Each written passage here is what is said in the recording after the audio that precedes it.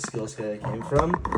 But honestly, I've been really liking it. Like, I've gotten my hands with meeting like Sohail or Khalil or Bij.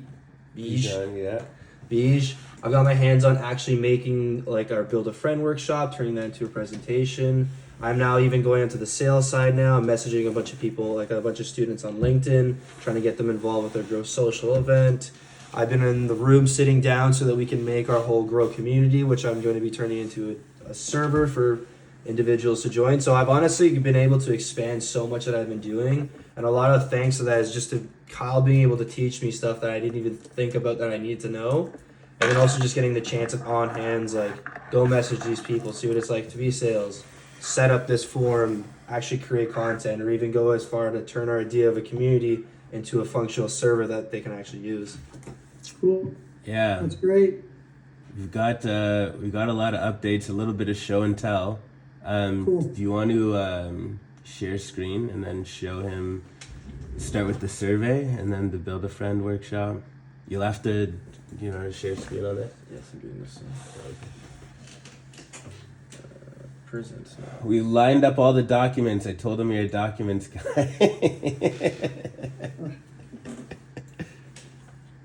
I am. I like to see it committed to paper, otherwise it's just a dream. Yeah, exactly.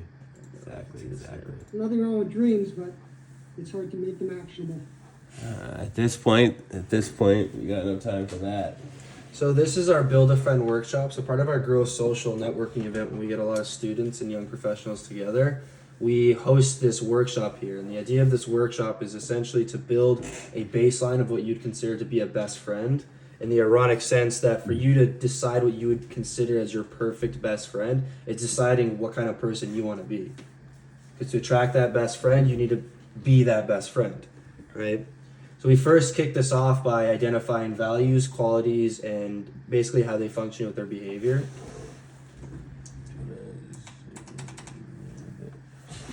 That works. So we have a list of values here. There's about 50 values here, either from personal, professional, social values, global values, and adaptive values. And we just run them through this little, didn't do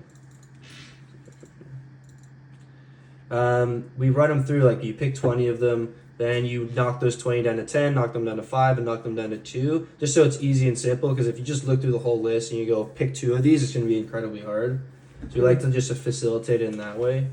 Once you identified those 2 values, let's say they were honesty and respect, you would do the same thing for stuff like qualities. You have interpersonal qualities, personal qualities, social qualities, professional qualities, adaptive qualities. And you do the same type of thing, pick 20, then 10, then 5, then 2.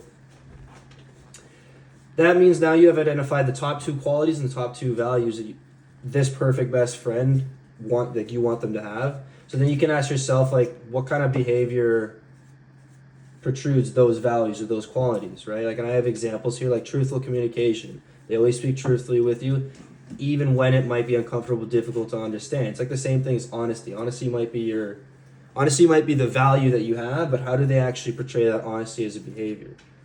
So once they answer this question, they've really identified like what values they stand for the most and what qualities they stand for the most and what they really see as behavior that protrudes those values and qualities, which is nice. So we move that forward to starting expressing the gratitude they have for their current friends. We all understand that it's a baseline of this is your 10 out of 10 perfect best friend, the person you want to be. To hold everyone to that standard to be a 10 out of 10 is a bit absurd because there's always somewhere that anyone can improve, whether it be how they're working, maybe how they're talking, maybe it's just how they wake up in the morning and eat breakfast. But there's always usually somewhere that people can improve. That's the whole idea. But we still want to express that gratitude to their current friends. So you go to pick your 5 closest friends that represent this. So these might be your best friends, maybe it's your brother, anyone that's super close, primarily in that friend group.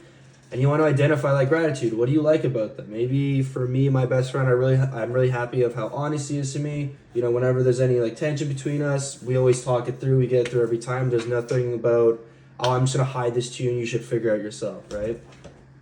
After listing all the friends there, you can compliment them. And once you've outlined this, you can actually ask them to take it a step further. Is now that you've outlined what you like about this friend or where you think they're doing good, maybe it's time to be like take that outstanding move and ask them like, hey, how can I help? You never know what's going to happen. Maybe they ask you like, actually, if you don't mind helping me move this, this weekend that would help. Or, hey, you know, I've been actually going through a lot. Do you mind if you want to meet up and get some coffee, right? That's what leads us to the garden model self-assessment, originally created by Kyle Rose. The garden model self-assessment is an adaptation of Tony Robbins's life chart, which we life wheel that we turned into a life chart, added with Kyle's rose, thorn, bud, and soil. And this is just a healthy metric to kind of see where you are at yourself. It's meant to be a self-assessment. So the first part here is rose, which is gratitude journaling. You know, the rose is the symbol of beauty and grace, representing something the individual is grateful for or a recent win. So whatever you're grateful for in that moment, whether it be, you know, my opportunity to be working with Kyle, or because I won a Tim Hortons coffee from Roll Up the Win. Preferably not the Roll Up the Win one. You want it to be something more meaningful and impactful. Then we move on to thorn, which is the symbolizes the challenge or obstacle that can also protect and foster growth. It represents an opportunity to learn and grow. So that's anything that you might be dealing with right now. As I mentioned previously, you know, when I first moved into this line of work to help Kyle enjoy on the journey of, you know, build and grow here, you know, a big thorn for me was kind of getting used to the work floor here. You know, I was more used to waking up super early, working on hands-on labor, but now it's like I need to sit at my desk, I need to organize a calendar, I need to make sure I'm here for all these meetings, so it's a different work shift. That's something that challenged me. The bud signifies potential growth, symbolizing something the individual is looking forward to or an emerging opportunity. That's anything that you're going to learn from, right? So I looked forward last year, like moving into this year, I can't wait to start actually getting to contact with students. I can't wait to actually start hearing their feedback coming back, hearing feedback about the survey we created for them. That way I can kind of see where I can do to improve either the survey or the messages to try and reach out to these students. And then soil is anything that you are doing to kind of sustain yourself. It represents that nutrition and balance approach to overall wellness, including mental, physical, and emotional aspects. This could be as simple as, you know, if I'm going to be waking up at 8 in the morning, I got to make sure that I go to bed by 12, right? Like, am I eating healthy, or am I eating junk food to, like, make me more energized throughout the day? Is it me checking up on with Kyle or any of my other friends to make sure that, you know, mentally I'm still all there and I'm not really dealing with anything in the background? Then this leads us to our self-assessment life chart, which, like I said, it's like Tony Robinson's life wheel, but we just made it as a chart because we couldn't put it as a wheel here. And it asks the same questions. We did a twist on it, though, that me and Kyle decided to do, is instead of just asking somebody what would you rate your physical health or nutritional health or any of the other segments here from 1 to 10, we asked how stressed they are. And we use stress as a metric to measure it because we found when you ask somebody what's their physical health with, it can kind of change depending on like what day you ask them because they use different metrics to actually measure it. So we're now using stress as our metric. So if I asked you how stressed are you about your physical health from 1 to 10, it's very easy to go, are you feeling happy with your physical health? Do you think you're in shape? It's not something that really bothers you. You're not really, you don't really worry about going to the gym or anything like that. Are you good? And so when we ask them, like, how do they feel about their physical health, nutritional health, financial health, professional health, psychological health, social health, romantic health, spiritual health, academic, and organizational health, they have like a metric that they can go off of. Are you organizing your company? In your career, do you feel like you're in the right place, or do you think maybe you're working really hard at this one job and maybe you're not progressed as far as you should? Is that stressing you financially? Do you think you're saving enough money? Do you think you're making enough money? Like, is this stressing you? Do you go home and you're thinking, hey, my bills aren't getting paid, this stresses me a lot? Once we identify all this and they go through and they pick from 1 to 10 of how stressed they are, they can now set goals to actually accomplish or improve these. So let's say in your career, you feel like you haven't progressed further enough and you're at a dead end in this job. Well, maybe one of your goals is to start outreaching to different companies and see if you can get a better position or move to another company where you can learn more and actually grow more instead of being stuck where you are at your current company. Maybe for physical health, you don't think that you're in physical shape enough, and maybe one of your goals is, I'm going to start going to the gym 2 times a week or 3 times a week to like grow that physical health. After we've set these goals that will drastically improve their life, at the end of this workshop, we like to encourage them to make like a little video or recording that encourages them to keep pushing. So that way in the future, let's say they're having a little bit of doubt, they're having a rough spot, and they're like, I kind of feel like giving up on this goal. I'm not as encouraged. It's like a little bit of, hey, this is your future, this is your past self telling you that you can't quit because our future self is counting on you, right? And this is what leads to our end of our Build a Friend workshop. Yeah, so that's the first thing that we collabed on. There's a bunch of stuff to go through. How tight are you for time? I don't want to spend too much time diving in if you're tight. No, I'm okay for the moment. Okay, cool. Well, I'll, that So was... you tell me how you use that tool. So the journey actually starts with this student experience survey. I'll get to that in just a second if you want to come on this ride quickly. But basically, we have people fill out this form that tells us about their institution.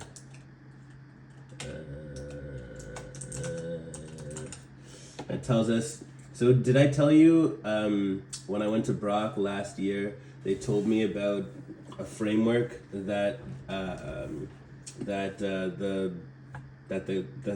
feds at a federal level is coming out to measure the effectiveness of how post-secondary students treat, how post-secondary institutions treat students.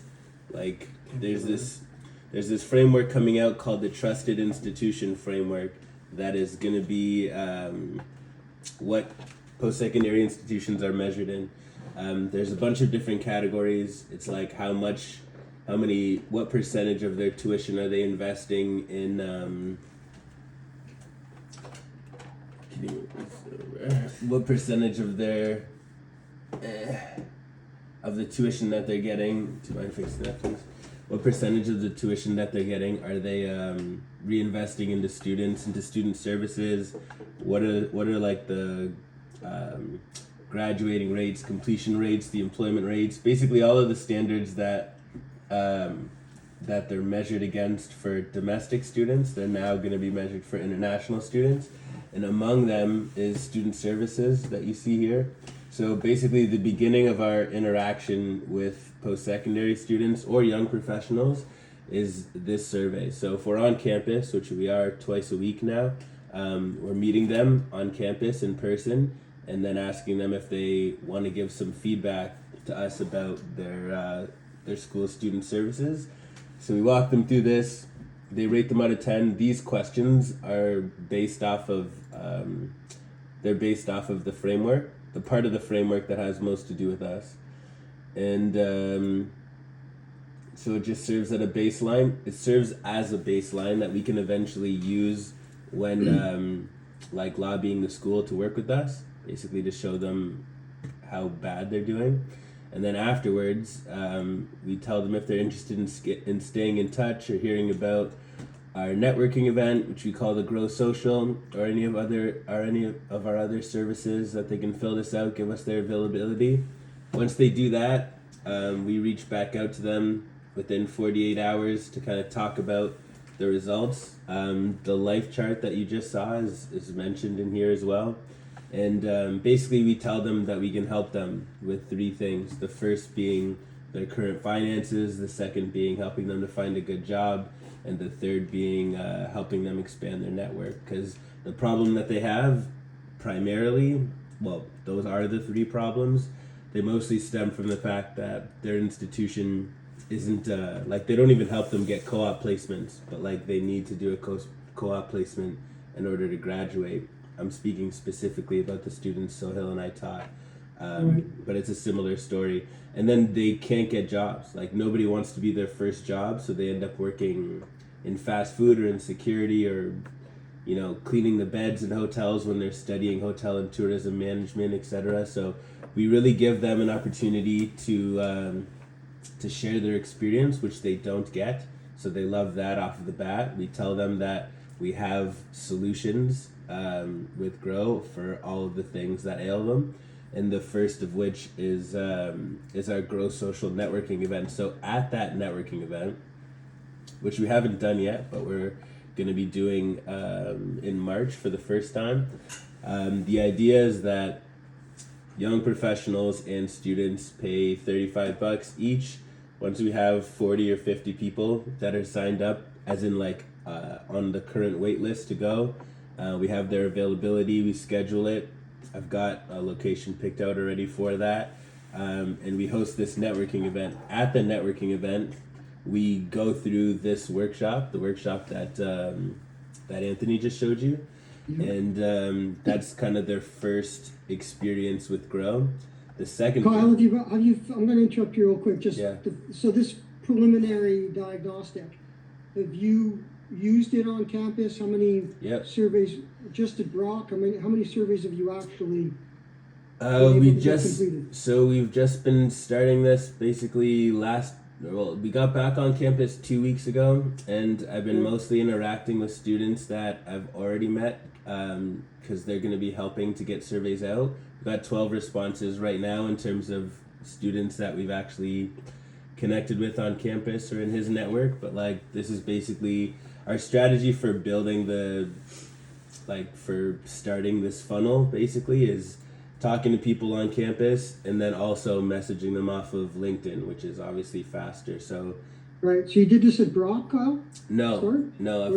I've never done it at Brock. I've been doing it at the campus that Sohail and I taught at, which is downtown Toronto. It's a private college called ILAC, where they're all there's just over 6,000 international students spread across 3 campuses downtown. So Sohail and I have taught there for about a year and a half last year, and that's where our wait list came from. Right. I recall. Sohail and I both have, if we put the list together, say 120 students that are interested in getting. I know you're wired through university presidents. I'm thinking in terms of scaling or going even to another 1 or 2 test sites. Would you need endorsement by the university? Would you go through the university student council? How would you? So yeah, we have 2 growth models. The first is a student-driven model where they're actually signing up and basically paying for their membership. The other model is to partner with institutions. So I guess have I talked to you at all about my conversations with Brock or no? No, not that I recall. Okay, cool. So once I got back from BC, I started going to Brock and just basically telling people I was back in town and booking a couple meetings. They were pretty excited about it, which was nice. I brought Anthony once or twice. I went every time with you. I went before. Before you. When we spoke to Goodman, we started talking to Goodman. How many times did we go to Brock? 2 or 3, I think, maybe. Okay, cool. So he came 2 or 3 times, and the long and short of it is I ended up speaking with the VP of International Student Services at Brock. She's the one who told me about this framework. She also told me that I was a genius for starting a business that catered to international students right now because of this framework. She's literally she started laughing as she was telling me about the meet. She's telling me about Anthony, you got to framework. be careful when he's interfacing with women. They tell him he's a genius for a multitude of reasons other than his smarts. So you got to temper him back a little bit, right? I've met He some of them. He knows that. I've met some of them that are pretty good. I've met some of them where are yeah. He's met Ironically, 2. there's a woman in his life and my life that are basically duplicates to each other. It's just one lives in BC and one lives in Toronto. Yeah, there's a whole lot of trouble out there. Oh my. No surprise to me there. Okay, Well, sorry, Kyle, I didn't mean to. No, listen, I'm always happy to talk about women, Actually, funny little digression. One of the females in what I like to call my top 3, it's my wife prospect list. Her name is Jess, and she's doing a master's, and her thesis question is around the academic success of international students.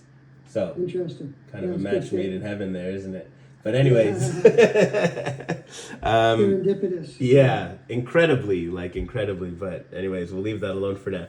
Anthony actually we went out for lunch because she's doing her master's at Brock, and Anthony got to see me. He loves telling the story about how nervous I got. It's actually incredible. I've seen Kyle speak to multiple people, whether it be in meetings with you, other girls, anyone we've talked to at Brock, anybody when we're downtown Toronto. Complete, confident, exposure, not I'm fumbling the word. He's very built up to himself, right? You know how he operates as Kyle. Yes. But when he was talking to this girl, all of that went out the window, and it was the Not all of it, that's it a was like the boost. pinnacle of I can't, like, I'm really confident and I'm good at talking, but the second I talk to the girl I'm liking, everything just goes out the window. He's a puddle of water. Yeah. Yes. My knees get weak. It's not just you. I love it. Okay, so I've got to meet her to get the dirt. Oh, absolutely. Yeah, yeah. And the worst part is the top three, they're the most emotionally intelligent people I've ever come across, so they know my playbook better than me. So, Carl, I asked about the entry point. Yeah, yeah. One of the things might be interesting to do and give you a little bit more swag with the academic institutions is to, because you're gonna start to amass a tremendous amount of data. Yeah. So, in the restaurant industry, Kyle, you and I have talked about this before, and I can't really take credit for it. It was just something that I tripped over. But we started to have such a tremendous amount of data sets around guest satisfaction and buying patterns that we started to produce a white paper based on aggregate numbers. And it gave us, it positioned us as gurus in the industry and gave us a tremendous amount of swag and, political capital in terms of being the industry leader, but also created much to my surprise, something of tremendous perceived value by major restaurant chains to know how they fit into the ecosystem landscape, if you will, across this continuum of their competition. Yeah. I would imagine academic institutions would attach a tremendous amount of weight, especially with everything that's going on now, with, the cutbacks to, foreign students, et cetera, that I'm reading about. Mm-hmm. May be of tremendous interest for you to use as a leverage point to have those conversations and kind of become the accepted, if you will, platform for them to help them work with their student populations. Yeah, that is exactly the plan. You'll be happy to know. I'm a proud student of the Jack MBA program. Yes. So the short answer, let me show you really quickly. This is on the federal government's website. Just a really quick overview. This regulatory group, this is going to be the new standard for how international students are treated, is what she told me about. And there's going to be some awesome benefit. There's going to be basically like a badge as a trusted institution that institutions get when they institutions will get when they meet the standards that are outlined here. This framework isn't actually dropping until this fall, so we're still early. And like I said, the questions were developed. There's only 2 sections, obviously the student services and whatnot sections that apply to services that we offer. But the mindset is, to your point, that we can collect data like an early baseline for what students are indicating their scores are going to be in the categories that grow effects. And actually, the VP of International at Brock, not only did she outline 5 different points on the international student life cycle where we can interact in a paid partnership without me asking, but she did that. But she told me that if we can offer a white labelable product in the sense that we're gathering data from students, but also providing the services that impact the score, that institutions would be as excited to see me as you were one of the girls in my top 3. So nice. Yeah. So what we would do historically, and again, just sharing with you. So we had certain key metrics, 5 specifically that we had it come down to from the diagnostic research tools that we developed. Mm-hmm. And we broke those findings into 2 areas. One was, just to give you an example, if it was guest satisfaction, so if we were doing a chain of 300 stores, we would give them the index based on them as a corporation. Yeah. Then we would give them the index for their top 20% operating locations.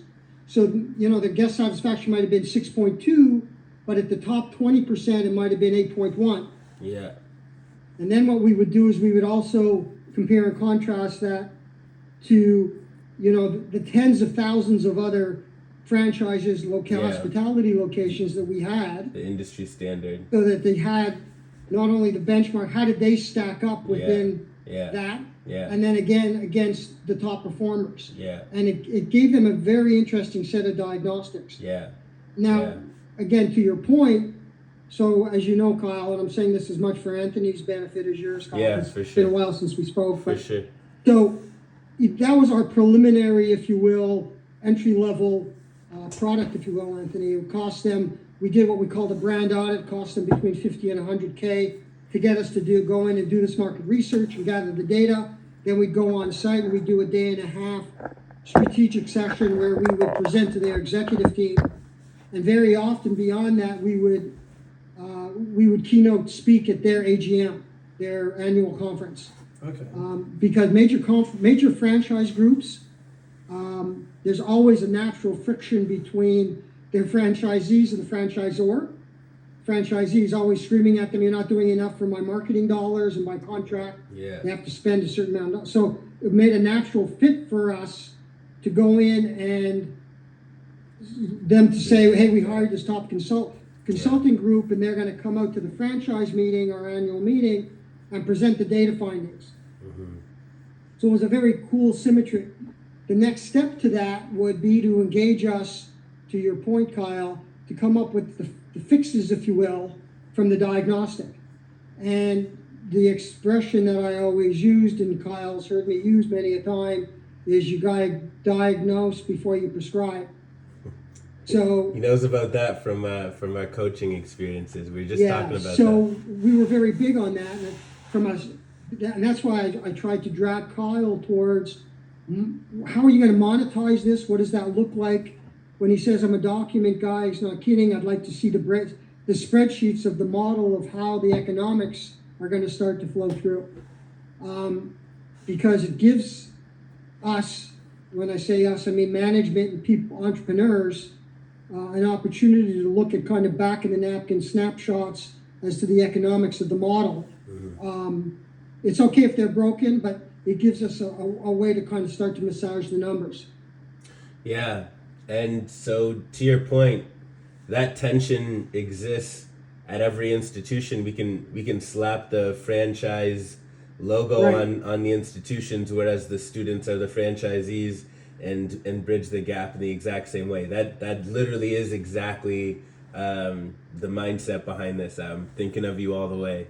Cool. Yeah. So to your point about how to interact, I want to flesh out the two growth models that we're A/B testing with. Although right now we're just kind of A testing. We need to revisit the B. The A testing is a student-driven model. So we have 4 different levels, or 3 different levels of membership with Grow. The top level is the actual Grow groups, like where we match them and put them into a group. We developed something I'm very proud of, a curriculum that I've had since you met me, but that I've fine-tuned a little bit in the last couple of months, and we've called it the Growth MBA. So it's got a little ring to it, and it's dedicated to social intelligence. So I will show you really quickly an overview on it. But basically it's actually, let me just show you. Where's Grow? Anthony, what I'm saying so far makes sense? Yes.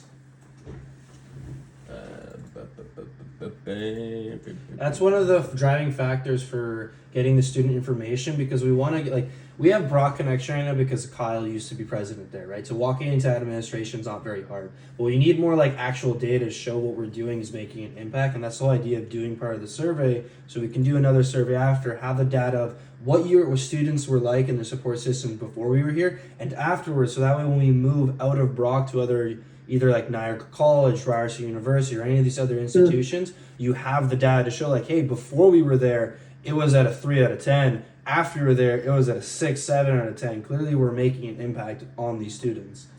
Cool. Yeah. Yeah, definitely. And again, that's why a white paper becomes, it's as much a marketing tool and positioning tool as it is anything else. Yeah.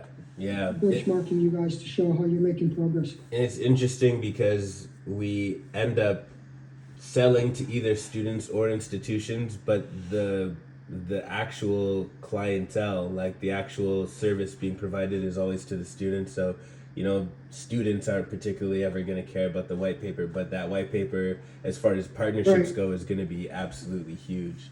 But the data. Unfortunately, academic. I don't have to tell you about academia. Yeah. So even in terms of building your board and your advisory board, you got to put people on there that are going to give you the swag in their world. And I know you know some of those folks. Yeah. So that'll be very helpful in terms of getting you guys taken seriously.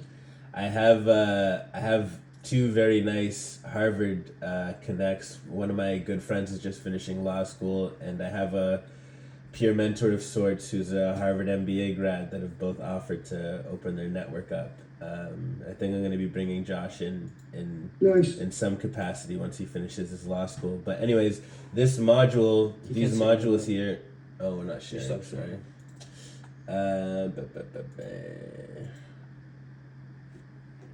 And I love the fact that it's student-driven, Kyle, because it's very grassroots. Yeah, and exactly. Very difficult to ignore. Exactly. What you're doing. Exactly. It may take a couple of years to permeate, but it's the right way to go about it. And it'll take a couple of years before, I'm obviously ambitiously and somewhat arrogantly thinking it won't take that long, but this is the benefit of doing the A/B test, where it's student-driven and institutionally driven. Like, I have a really low-hanging fruit with Brock, and I'll continue to flesh out how that relationship is forming. But the student-driven model, the reason why I'm showing you this Growth MBA is because this is a baseline that all members need to take the Growth MBA if they're going to be a part of the group, because it serves as a baseline of competency. Basically, we certify them as a professional best friend, like certify them in peer support for having completed this. This is just module resources for the curriculum filming that we're going to do, which I'll get into later. But basically, at the highest level, they pay $300 for the Growth MBA, either to do it over the course of a week, or they add it to their monthly cost to be in their grow groups, and then we teach it to them through there. Then the second level is basically a pay-as-you-go group. So it's like, without them necessarily signing up and doing the whole Growth MBA, like, we can have an ongoing wait list where we just group people 12 at a time and have them do like a pay-as-you-go grow session. So they'll get basically group coaching and the framework that a grow meeting is put in, but there's always going to be someone facilitating it, and it's no contract for those who prefer to be single. And then at the lowest level, we've got the online community, this grow community, which I think I was mentioning in email. I remember you telling me a long time ago to build an email list and to just start sharing thoughts and whatnot. I had a funny moment last week because I was listening to Shane Parrish, the host of the Knowledge Project, which you introduced me to, which has been it's been a good substitute, not a great substitute, but a substitute for our conversations when when it's later, when it's early. But he was talking to Tim Ferriss, who is obviously my first podcast. He's on my Mount Rushmore for podcasts.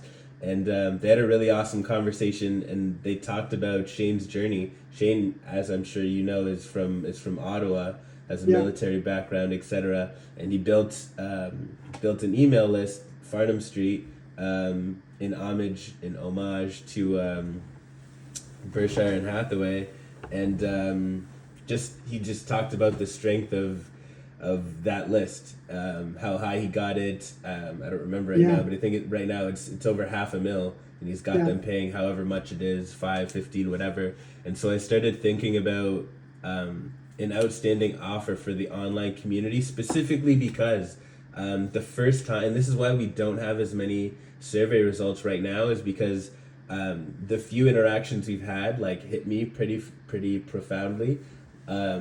And one of them was like I got to see the sticker shock of just them, of students just needing to spend money on solving their own problem, basically. And so I got thinking, like, you know, the growth MBA is a $300 price tag. Even the Grow Social is $35 to attend.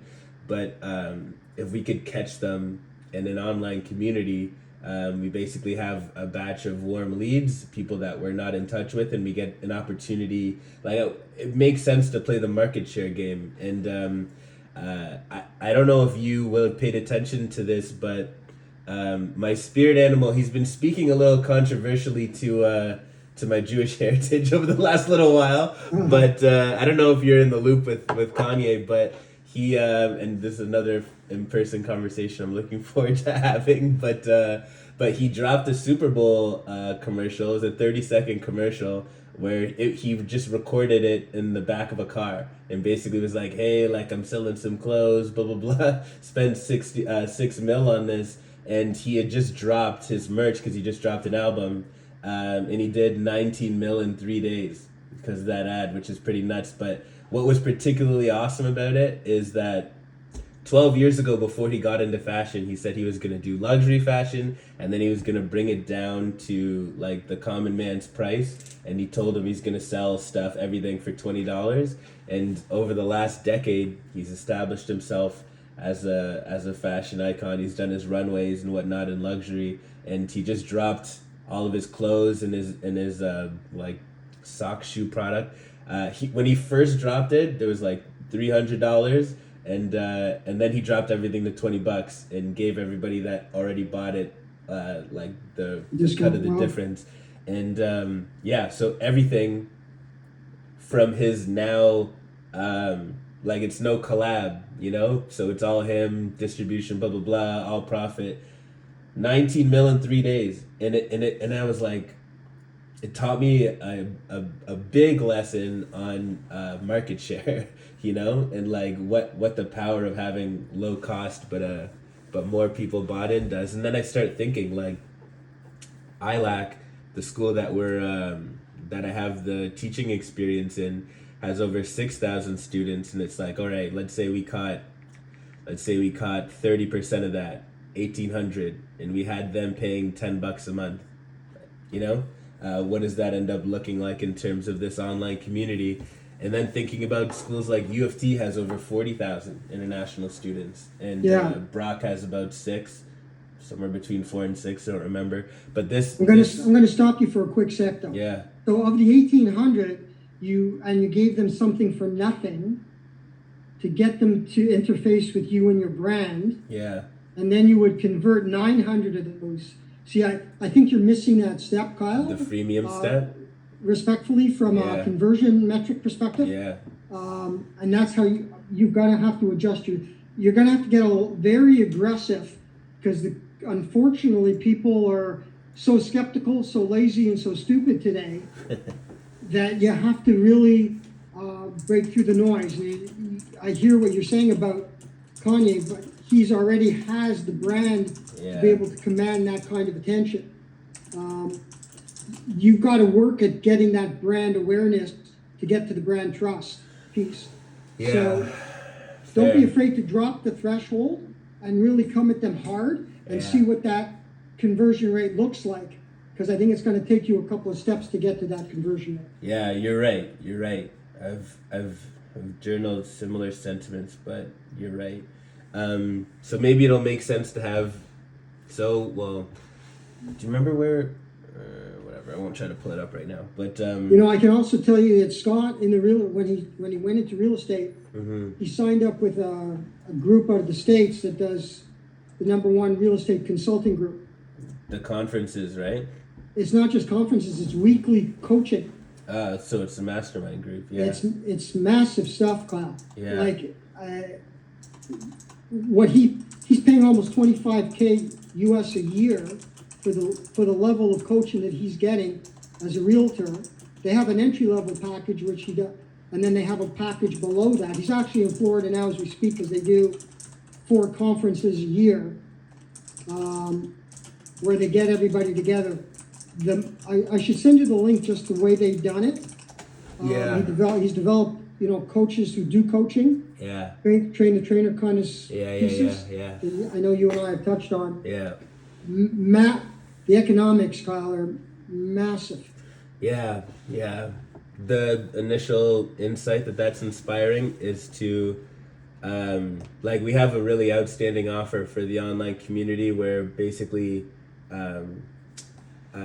we don't just set up the community for them, but we run polls, and then the polls are basically informing topics that we do live stream workshops in that we're gonna start doing, etc. I like the idea of establishing a freemium level where people can just get in that doesn't have all of the access of the list. And then we have a premium version of the online community, and then the highest version of that is the in-person version where they get everything.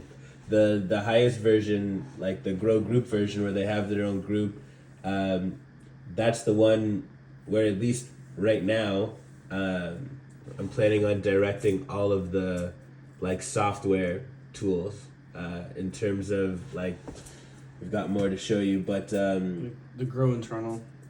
Yeah. So when you talk stress, being one of the pieces of your matrix, I don't have to tell you guys that Apple Watch and there's wearables today. That will do that. Oh, It would be very cool if you Yeah. were able to ride their coattails. So Scott has the ring. I think it's called an Uma ring or something. I don't know if you're familiar with it. Aura ring. I used to have one. Yeah. Yeah, so he can actually track his stress and sleep and some of those metrics. Yeah. It would be very cool for you to hop in with them if you could structure some kind of a JV where you use their metrics Internal growth, everything. and you have their diagnostics feeding your system for being prescriptive. So, HRV, all of this stuff. So there's a watch. There's a company that does this watch. It's not Apple. That actually does HRV, and that I'm talking to Bij about this. Bij is the one who's building what? It's one, right? It's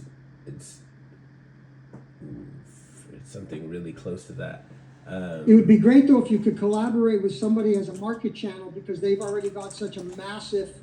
See now with all of their data, so everybody's wearing a ring. Can you imagine if they got a series of emails for once they bought the ring, complimentary from the ring manufacturer of an entry level product by you, converting them right now. You have a channel partner that you can tap into a massive audience to bring them in at $10 a week, $10 a month.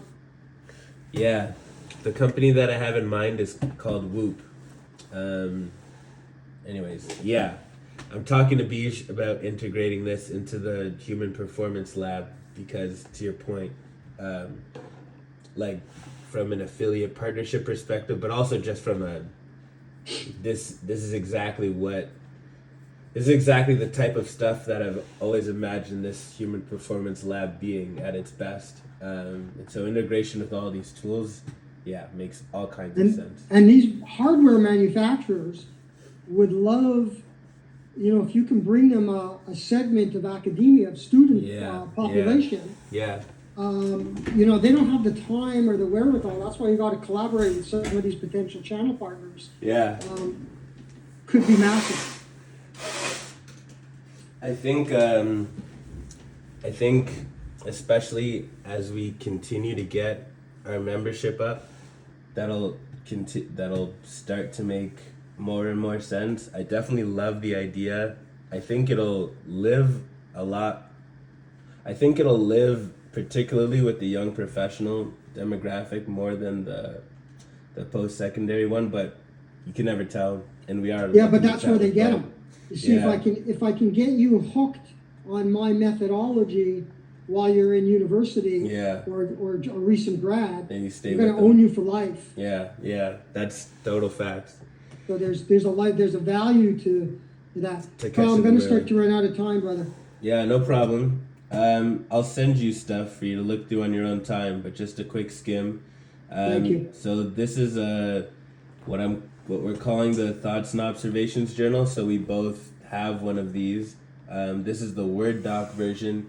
Basically, I've been tracking how much time I'm working, how much like specific focus time on one thing I'm working, meeting time in a week, learning time. I like roughly try to track, and then it functions as a work journal. I've noticed that so yeah, there's like what I'm avoiding, new tasks, and then me forming insights into content. I've noticed from using this that it actually helps me think better. Like it's not just Sure. me tracking thought to reflect on or anything like that. Like I write in this as I'm working on stuff, and it Yeah. fleshes out the thought and makes it better. And so Makes now sense. Anthony and I are doing the same thing. Where this will get particularly interesting as a function of the Human Performance Lab is this stuff. So summary psychoanalysis, and then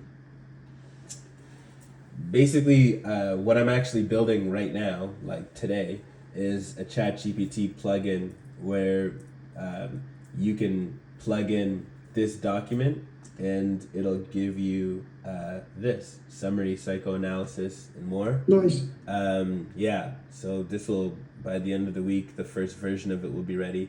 This midweek interview and post-week interview is it's something that the virtual mentor will end up facilitating. But basically, I was watching UFC, watching the guys get interviewed, and remembering, like, seeing the benefit of that, and I see there being a lot of benefit in simulating that for people, regardless of their domain, what they're trying to perform in. So we drafted some questions, blah blah blah. It's just cool for self-reflection, communication, whatever. Okay, let me like rattle things off and not speed you through documents. So, well, actually, last thing I'll show you. So this is a what I'm calling a high performance information system. This is a corporate version that Anthony and I are using that has OKRs, key results, and all that stuff present. But it's basically a project management tool that tracks all of our projects and our tasks, etc. This is it's like my spin on this based off of ones that I've used.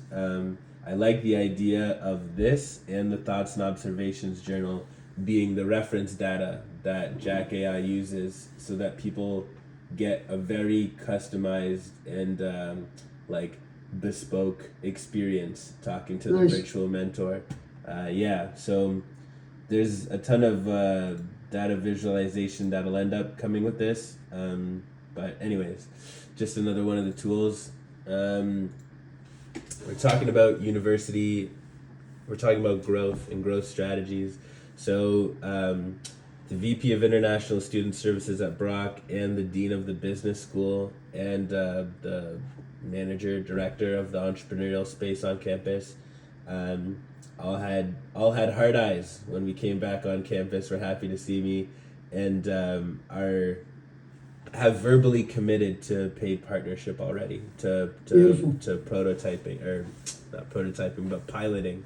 That was back in November. I actually took a step back to refine what was under the hood, to make a whole bunch of documents to the point of your presence in my life, and now we're ready to re-engage those conversations. So there's a ton of opportunity at Brock, and it's going to serve as a wonderful case study and example of social proof for us. I just needed to make sure that everything was on point before we went on that first date, because it's going to be a big one. I want to make sure our tie is tied and all that. Looking forward to that in the near future. The idea, whether it's the student-driven model or the institution-driven model, is that we end up being a third-party fee that the institution charges their students. Like ideally, and I see this happening first by far with private institutions because there's less bureaucracy and whatnot. But we can go there with data and say like, hey, here's how you're doing solving the problem. Here's how your students feel about it. Here's how we're doing already solving this for them. And here's how many students are actually paying into this service already. And then it's easier for us to step in and white label the product from there and just say, hey, you can just charge all of your students $20 a semester and everybody can get access to this. Not only will that help you in terms of student satisfaction and everything else, but it'll also assure that you score really highly with the trusted institution framework. So that's like the goal. That goal is a couple of years out, for sure, because we're gonna need to collect data. But the way that we're orienting is so that we can have that conversation. Yeah, the only concern I have, and again, it's cursory. Yeah. During Scotch University days, the universities that we toured always had different packages, if you will, but they all had departments where the students could go for either tutoring help or behavior health assistance that were buried into the faculty fees. Yeah. I can tell you the usage factor was in the negative. Oh yeah, right? I can tell you that from being pressed. The problem is if it's deemed as free for the student, they don't have a yearning to participate. I think this is a separate conversation we could and should have. Yeah. But it'd be interesting to test the different models as to what that needs to look like versus them getting a free ride as part of their tuition. Yeah, and to your point, I think that that's human experience. That's not even just young people, which is why that's actually exactly why when I had this freemium conversation with myself over the months and years, that's why I said no, is because like I know that if they're paying even $5, it's gonna mean more. I do like the idea, and like I'm obviously it's gonna land better when it comes out of your mouth. But I like the idea of stripping down our online offering and giving a free version, and then having a premium version of the online, and then having the your actual group and access to the Human Performance Lab as the highest tier. And I think when we talk about university adoption, it looks something like that too. Like maybe everybody gets the online community. Some people are going to use it, most aren't. We'll obviously be doing, a part of that would be doing on-campus events and recruiting for it and whatnot. But here's actually one of the most beautiful parts about our growth model, is that we have, so remember me saying before that a big problem with international post-secondary students, but this is also just a young professional problem in general, is that nobody wants to hire them, And so we've turned our growth strategy into a member-driven one, where we offer, like, we have a referral program that can bring down people's cost for whatever level of engagement they're at, but we also have the pieces, and we're actually putting it together this week is when we're going to do our first trainings on this from students that are already on the wait list that I have, is that we're going to give them a job, a commission-based sales and customer success role where they're actively selling the product and kind of walking with new members on their first month or two of being a member and gaining work experience at a startup. And so like just offering them that as a part of everything else, like instead of, the resume saying, I fixed hotel sheets or I work security or whatever, they're going to have real experience on the resume, and that'll help to overcome some of the employment hurdles that they're facing. It'll also serve for young professionals just as, an opportunity to get management experience and an extra professional experience. And that's a huge part of our growth model. And I actually think that what I just mentioned is going to be the reason why we make a bunch of cash this year. Because specifically looking at international students, like, they are money motivated, and it's not about them making money doing this for us. It's not even about them spending more than 5 hours a week doing this for us. It's saying if you do spend those 5 hours a week and you get to rack up another day of job experience every day that you're doing this, like it's objectively going to help you, not to mention the training and support that they're going to get, and it'll lower the cost of them participating as a member anyways. So I smile at myself every time I talk about it, and I've gotten good feedback from students already. This is a part of the reason why we've been so slow out of the gate. We slowed down to speed up. I slowed down to speed up in terms of not working with that wait list when I first got it, or even when I first got back to Ontario, and then I sped up and slowed down again with Anthony towards the end of the year to make sure that we had all the pieces together. But now they're together. So with the remaining time in our conversation, before I show you any other, I won't show you any other documents this conversation. I'd love to get your feedback, any questions or whatever comes to mind. Cool. All right, guys. Look, I think, I'm excited. I think there's things in there that are very powerful. Stay the course. Let's try to connect again sooner than the last time we connected. Yeah. Hey, I googled how to take your son off of your block list for you. I can walk you through it. I get so many bad emails and phishing emails and calls that I'm deleting them and I'm putting them on do not call list. Yeah. So if I don't recognize the number, that's where it's going, and I'm still inundated with crap. So do you know how to get to it on your phone? No. All right, I'm gonna. You want me to email it to you or just walk you through it right now? Email it to me. All right, I'll send it to you. I got a boogie. Anthony, welcome to the team. Yes. Thank you. Welcome for coming back. Finally, I've heard such great things about you. He keeps on talking about you. I'm like, Kyle, is this guy real? Was this imaginary friend? Like, what do you mean you have a Jewish dad? That's what he said the other day. I'm like, I think you met your dad for the first time in 12 years. Now you're telling me about this other dad. I'm like, what's going on here? He's blessed. He's got two. I know. I wish. Yeah, or cursed, depends upon how you look at it, Anthony. Yeah. Cool, guys. All right. Well, thanks for the time today. That was exciting. Kyle, stay the course, man. Will do. We'll chat soon. Thanks for the time. Okay, you too. Bye-bye. Bye. Bye.